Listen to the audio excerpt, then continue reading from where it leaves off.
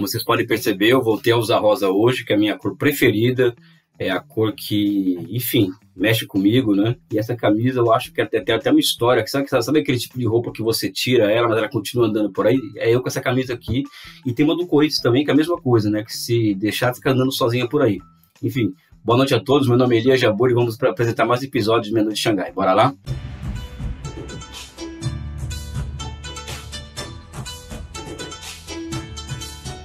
Pessoal, como sempre, depois do episódio Evergrande, as pessoas estão me cobrando uma posição sobre a questão energética chinesa, né?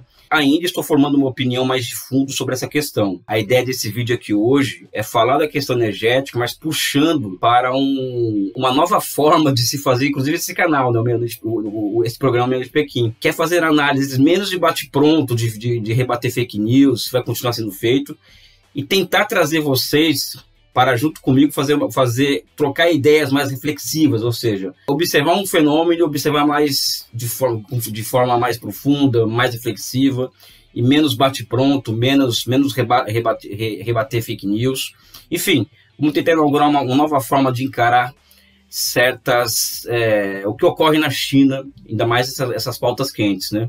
Primeiro, existe uma crise sim de abastecimento de energia na China. Isso aqui alguns exemplos. A China, a retomada da pós-pandemia é uma causa, ou seja, teve uma retomada muito rápida da economia chinesa pós-pandemia. A segunda é que a China hoje é ainda mais a fábrica do mundo do que era antes da pandemia. E isso, por exemplo, leva a uma consideração que é fundamental, que é perceber que do ano passado para cá, a demanda por energia da China cresceu 15%, enquanto que a oferta cresceu apenas 5%. Um outro fato que é interessantíssimo, que pouca gente chama atenção, é que a China, a cada 2 anos, ela tem que construir toda a capacidade elétrica instalada no Brasil para dar conta das suas demandas, das demandas do seu processo de desenvolvimento. Enfim, energia é uma questão fundamental na China, ou seja, esses dados já são suficientes para deixar bem claro isso daí. E também existe uma questão que é o que menos estão falando, aliás, voltou aquela história toda, tá? The Economist, da capa, nova realidade chinesa, que no fundo é que a China é insustentável. Tudo isso voltou agora.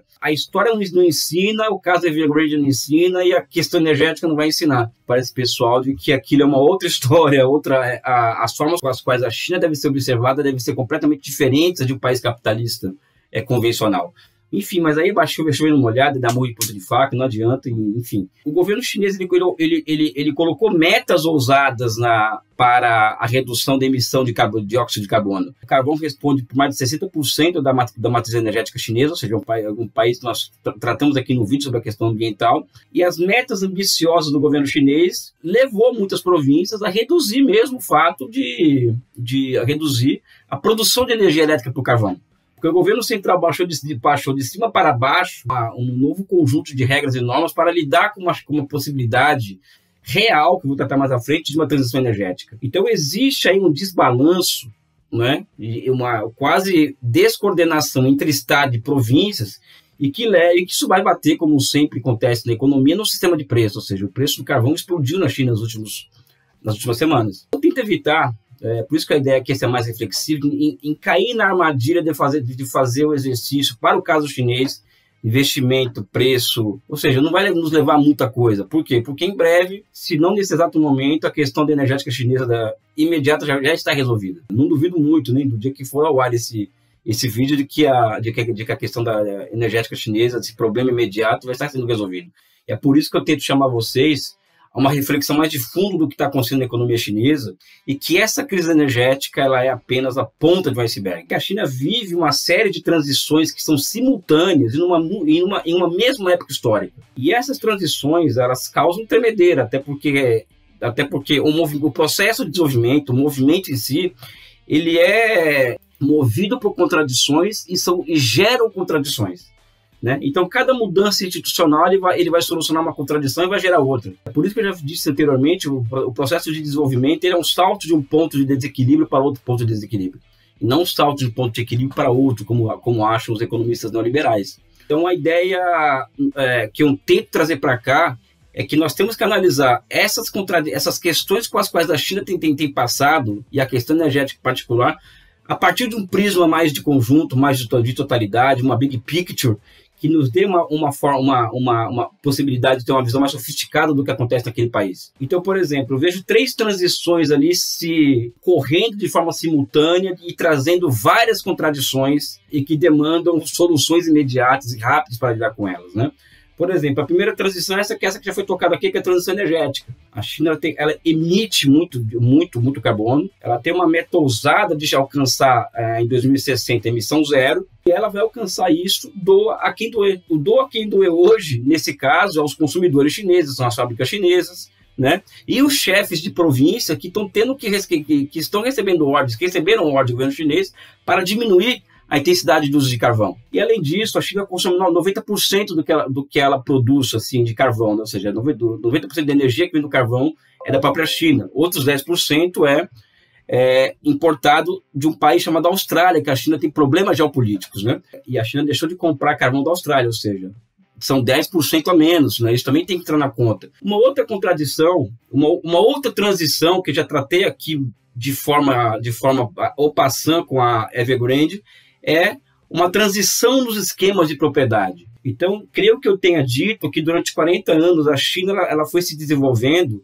criando instituições para solucionar contradições inerentes ao processo de desenvolvimento, e essas instituições acabam colocando, ao final de cada ciclo de crescimento, o Estado, o setor privado e o lugar da economia. Então, sempre uma privatização na China era acompanhada por uma estatização e assim sucessivamente. Hoje, o que acontece é que essa forma de lidar com as questões do país, ou seja, as contradições que a China acumulou durante 40 anos de processo de desenvolvimento econômico, basicamente a grande contradição, que são as desigualdades sociais, ela só é enfrentável, né, no curto, médio e longo prazo, se a China se dispuser desde já a mudar os esquemas de propriedade. Daí, essa questão de se enfrentar a questão dos monopólios privados nas big techs, nas fintechs, e agora esse processo de estatização, não somente da Evergrande, mas também do próprio mercado imobiliário chinês, que não é um processo qualquer isso daí. Isso aí é um processo, como já disse em um dos programas aqui, profundo, de altíssima sofisticação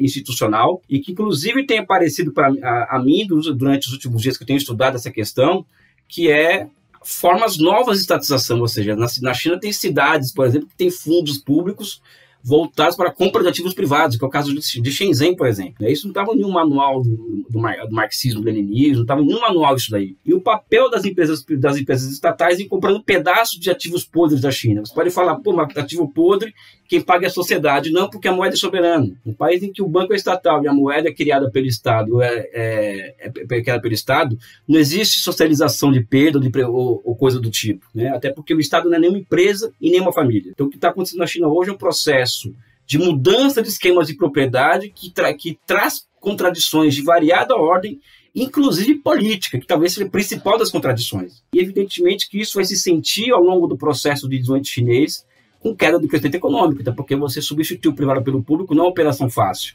Então, vai surgir contradições ao longo do tempo também relacionadas a essa transição que a China vive hoje, né? E existe uma transição de dinâmica de acumulação. Quando eu falo aqui de dinâmica de acumulação, eu não estou falando naqueles esquemas keynesianos de demanda agregada, ou seja, então a China, é muito como ouvi dizer, a China é um crescimento que se pautou muito pelo investimento e pouco pelo consumo. Então, é o momento agora de jogar maior peso no consumo em detrimento de investimento. Eu acho que isso, além de encontros ao que eu acredito em termos de economia, principalmente marxismo, né? Porque investimento e consumo não é um jogo de soma zero, a China teve aumentos de salários durante os últimos 10 anos de mais de 200% em média, os aumentos salariais, e uma taxa de investimento altíssima de 40%. Então, não existe um jogo de soma zero.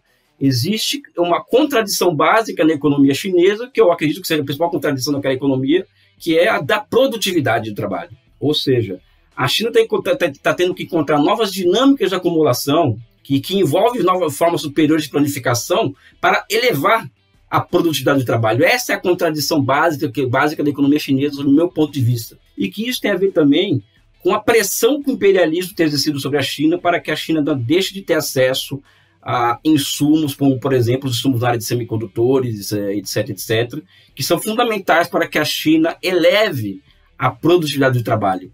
Então, quando a gente vai observar a questão energética, a partir de um prisma mais reflexivo, como esse que eu tentei expor para vocês, fica muito mais fácil de observar um fenômeno assim, você observar, né, o que existe de universal em um particular, ou seja, o que existe de universal em uma crise como a crise energética chinesa. Eu acho que existem muito mais questões do que falta de investimento, preço, distribuição, crise, além do fato também de se estar se utilizando dessa crise na China, entre aspas. A imprensa brasileira, em particular, está usando isso, ou seja, para justificar o fato da Inglaterra também estar com problema de suprimento de energia, enfim, existe uma crise energética mundial, e a imprensa brasileira, ao não querer mostrar o fracasso do neoliberalismo em ingerir as nossas fontes de energia, está colocando que a crise brasileira não é uma crise de investimento em energia, é uma crise hídrica, que é parte de um todo que envolve uma crise energética mundial. Ou seja, a crise energética chinesa, ela é de uma natureza completamente diferente da crise energética brasileira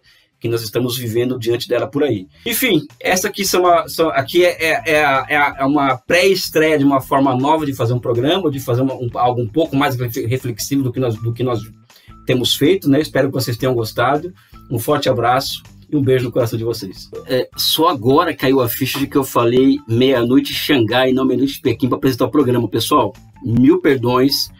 A real é que eu sonhei que eu estava em um lugar chamado I Love Xangai, que é uma lounge, assim, um lugar que só gente com Jesus Cristo no coração frequenta em Xangai, assim, e que era o meu point, assim, na cidade, quando eu estive lá, assim, em 2004, 2009, 2013. É um lugar tão sério que o Xi Jinping me mandou fechar esse lugar.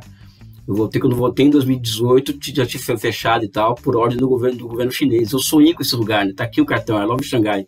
Então, pessoal, me perdoem pelo erro e tal. É um lugar de gente boa, gente séria, né? E eu, quando fui lá, eu era solteiro, tá bom? Um forte abraço e um beijo no coração de vocês.